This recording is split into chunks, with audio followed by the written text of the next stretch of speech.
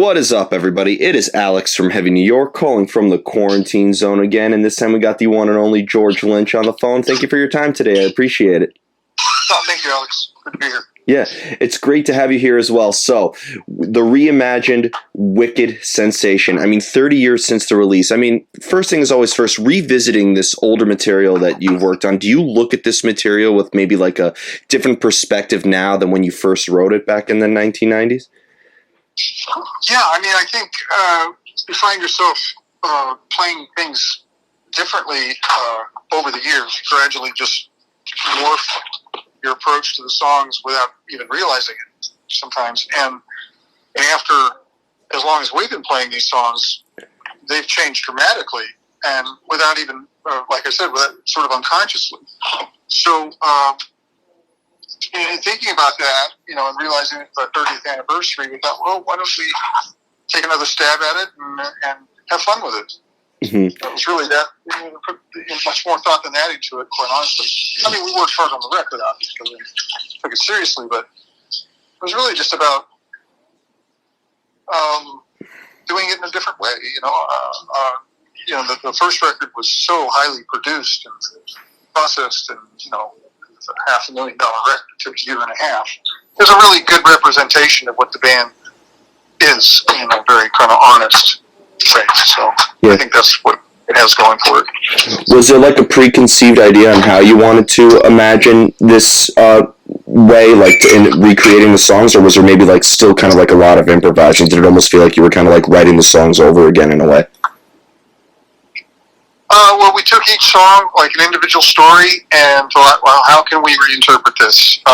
And we'd all sit around and riff on ideas. For instance, we were at sound check, and we usually start sound checks out with playing River of Love. And I think Brian I can't exactly remember how it came about, but at some point somebody recommended a kind of a slower tempo and groove, and then the idea was to something along the lines of STP Sour Girl. And so we started mimicking that, and even the bass line was sort of like Sour Girl, and we thought, okay, well, let's do it like that. We're not copying Sour Girl, but that was sort of the trajectory. And took that approach. Just tried to find a style that suited the song that would be different enough to warrant redoing the song. Because it made no sense to me or anybody else to go back and just record the record. Yeah. Could you maybe see yourself maybe doing a reimagination of other Lynch Bomb records as well, such as the 1992 self-titled, or Smoke This, or Smoke and Mirrors, or anything like that? Not really. This one made sense because the band was kind of retiring, and was retiring, not kind of, losing the name, just letting it go, and thought, this is a good time to get out, and this is a good way to do it, with this kind of reflection. Mm-hmm. Taking the first thing that we did and creating a bookend. Yeah, it's like starting the same way, like ending sort of like the same way you started, right? A circle, yeah. Yeah. With all the stuff that you've done between, Lynch Mob and Dokken and playing with so many different artists, is there like a different mind frame depending on the projects you're working with, or is there a usual like method behind the madness that almost like applies to everything? 50-50. It's half of kind of what I do is there always, and it's a common thread throughout anything I do. I can't really get rid of me, unfortunately. And then the other half is I'm really affected and by my environment, and so if I'm playing in let's say Ultraphonics or Project Infidelica, playing with guys from Fishbone and War, different. It was a completely different genre of music I'm normally associated with, or so I find myself being out of my comfort zone and in a different element. It's very challenging, and I love that. But yeah, I play completely different in that respect. And then, if I'm playing with heavier cats, as far as heavy music, strap on a baritone and I'm playing faster and heavier and more distorted. So I'm sort of, conforming to my surroundings in that sense, which I love doing. And not as much as I'd like to. I wish I could expand a little more and differentiate myself a little more from project to project. Because quite honestly, one of the problems I see in myself in doing all these different projects is the sameness is kind of almost makes it silly. It's like, why am I calling these different things when I'm just approaching it sort of the same way and doing the same thing? Yeah. So I gotta be careful with that as well. Yeah, join a death metal band. That'll make you play different, right? Yeah, I don't know if I can keep up.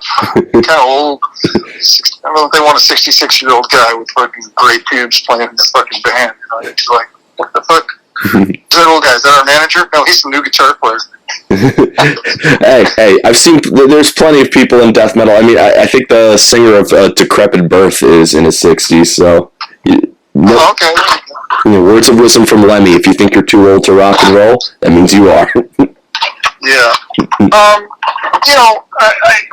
What I really was thinking about this recently. What I realized I am is a stoner, and that's in all seriousness. I mean, because I came up in the '60s, especially in the late '60s, early '70s. That was my golden years, and everything I did was, what life was like back then. I mean, just long hair, living in a van, living at the beach in Southern California, surfing, playing guitar, living in a house with 7 guys, jamming on the weekends in people's backyards, and nobody made any money, and it was just free love and acid and drugs and whatever, and it was all stoner rock. And honestly, I really realize that's really the basis of what I do. That's what I love to do. I love to improvise. I love to jam, and that's probably a direction I might want to explore a little bit more. Mm-hmm. In order to get inspired to write, do you almost look for inspiration, or does inspiration sometimes just come out of nowhere for you?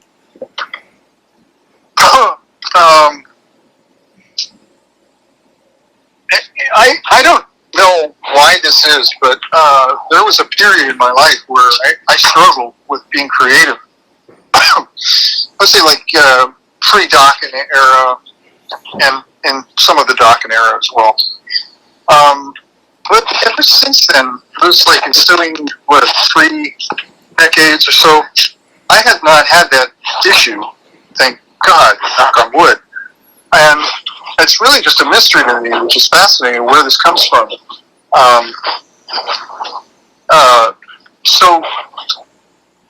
To answer your question, I mean, really, every time I sit down, it's another creative moment. And I think that's partly due to the fact that I'm not schooled in music theory, I should say.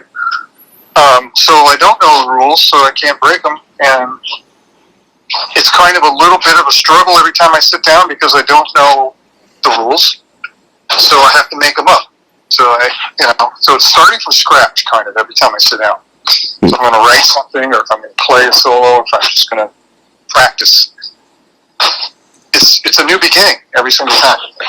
So it's stressful and liberating at the same time. So yeah, something happens. I don't, who knows where it comes from, but it's awesome. Yeah, Adam, and not knowing the rules it clearly worked in your favor because people really resonated with the work that you've done over the years. Do you almost look at every album that you've done, whether it is the Lynch Mob stuff or the Dokken stuff, or almost as kind of maybe a self-portrait, like a representation of who you are at a particular time? Yeah, you're capturing the moment. I mean, because music is, like everything else in life, is just in a constant state of flux, changing. You can't really, the only way we can sort of freeze time for a second is to memorialize the moment with these recordings. And for instance, as an example of that, as you come back around to the record that we're talking about, the 30th anniversary record, which was done so quickly, I think it was a good thing in that we did capture a moment in time. You know, that band playing the way we played and reacting that way to our environment will never happen again, ever. You know, it's just a unique moment. Whereas the first record was really this long, drawn-out process. And so you weren't really capturing a moment. It was just kind of this thing that was fabricated in a laboratory over a long period of time with a lot of resources. So the two totally different approaches to the same record, sort of, you know, so, or the same songs. Yeah, but I feel like the longer you work on something, the more difficult it is to really capture that moment because there isn't a moment anymore to really capture. Exactly my point. Yep. You're right. For your guitar soloing and stuff, I mean, I know you mentioned that you don't really have the theoretical background, but like, do you need music in order to sort of like do you need like background music before you like lay down the soloing over it so you know like what melody to work off of and everything like that? Or have you ever written like a guitar pattern or a whole solo pattern and that's how the rest of the music would come into place? I've only done what you pointed out once. I've only composed a solo and then put the music to it after I composed it once, and that was for a song on a Dokken record called Tooth and Nail. Mm-hmm. And that was an anomaly for me. Every other solo I've ever done is just an improvisation over existing music we've created, existing composition, and then start building a little story within a story. Yeah. I feel like your guitar soloing really does convey just as much emotion and just as much of a narrative as like a vocal melody and even lyrics would. I think that's what good guitar players really are striving for, is to just be a voice, and you know, there's talking guitar and then there's technical guitar, and I think both are valid, and I hope that I'm able to kind of, you know, strike that balance. I try to strike that balance. But it's much easier for me to play from the heart than it is from the head. That's a really good saying right there. And you're absolutely right, because I mean, I've seen guitar solos that are like 5 seconds long that are way more intriguing than a guitar solo that's like 3.5 minutes long that's just constant shredding. Right, yeah. And there's a way to appreciate both. You know, there's just different sides of the brain, I guess, you know, and different people like different things. You know, some people like progressive music, and some people like, you know, Delta blues music, you know. Not saying you can't like both, but, you know what I mean. There's two different ways of appreciating something. Yeah. I appreciate technical music. I love it. Mostly because I don't understand it and I can't do it. Yeah. But, you know, I think what really it's all about on a deeper level is when you can connect emotionally with someone in any art form. Definitely. Or solo or a paintbrush or, you know, whatever. Mm-hmm. Did maybe like with the remaking of Wicked Sensation, did maybe like playing, you know, making more albums with, you know, many different artists, did that maybe help influence the reimagining of Wicked Sensation? Well, I feel like I'm a more well-rounded player, and I have more confidence in my abilities these days than I used to. I'm not so much confined in a box. You know, I feel like I can try other things. I feel that I've done so much that I don't have anything to lose to try new things. And take some chances and fail. You know, I mean, you know, as long as you don't quit. I mean, failing's okay. You know, and that's how you learn. And so, you know, I listen to music from my past that I grew up with, and I go, well, shit, you know, a lot of this music was not distorted guitar, really. It wasn't heavy. People think Zeppelin was heavy, but listen to Zeppelin's guitars. They're not really heavy compared to what heavy music guitars sound like now, or close. So there's all these different palettes that I've, you know, gone back in my history and started rediscovering. And bands that I neglected to listen to when I was younger from the 70s that I found appreciation for. Like ELO, for instance, what a magnificent band, and what is that, and to start having to listen to that and learn from it now at my age, it's kind of and very enlightening. But at the same time, I don't want to become that guy that's just gotten real soft and slow and mellow, because, I always didn't like that with my guitar heroes too sometimes, when they would sort of just rest on their laurels, kind of mellow out, lose their fire. Yeah. So you don't want the guitar to age with them. Yeah, I think the problem with those guys is they're probably multi-millionaires, so that softens you up. You don't give a shit anymore. I don't have that problem. Yeah. Money is definitely an enemy of rock sometimes. Yeah. I mean, I just, it's nice to be secure and all that, but there's something about staying hungry. Absolutely. And the final question I wanted to ask you is when you look at the entirety of, the catalog that you've done and how people have connected with the work that you've created, how do you, really just an all-out retrospective, how do you look back at all the work that you've done and, can you see yourself continuing to make music and continuing to make stuff now, being that so many people are still, to this day, connecting with you? Well, if I think about it in that way, which I really haven't much until you just said that, it gives me a sense of responsibility and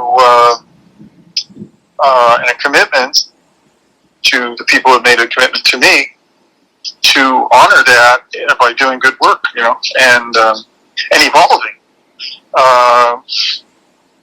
true to my nature, and in the service of the music. I mean, to me, doing a record or performance is all about doing what you would imagine you would want to see, and what you think your fans would love and are craving. The thing I hate, that film that keeps going around in my head. That perfect live performance, intense moment, or that recorded moment that people are dropping the needle and they're just like, oh shit, here's the new record, and oh my god, this is doing something to me, and and it's a thing that nothing else in life can do for you, that the music does. It's such a necessary, unique thing. So my life's work is to continue to try to do that and do the best I can, because in my estimation, I've failed. I'm not just being falsely modest here, but if I look back at my life's work, I don't feel like I've said a lot without saying anything, mm-hmm. In my view. In other words, it would be better if I could, to write, the song Imagined by John Lennon than to write 40 mediocre records, mm-hmm. worth of material. Mm-hmm. So I'm still striving to write, a better song and play better solos that touches people. And we look forward to hearing more. So before we go, I want to thank you so much for your time today. Just, we have the Reimagined Wicked Sensation out. Can we be expecting some new stuff from in the near future? A whole bunch of stuff, yeah. Fortunately or unfortunately. I'm just finishing up a second The End Machine record with Tilson and Robert Mason, and Mick Brown's brother, Steve Brown, on drums. Mick is retired. Starting a fourth KXM record at the beginning of the fall here with Ray Lazier from Korn and Doug Pennick from King's X. That's an awesome lineup. I love that. I finished an instrumental record, guitar instrumental record, a few months ago. It's called Seamless, and that's coming out this fall. Awesome. Well, thank you so much. Everybody, we are here with George Lynch. Be sure to pick up Wicked Sensation Reimagined. This is Alex from Heaven, New York. We will see you next time.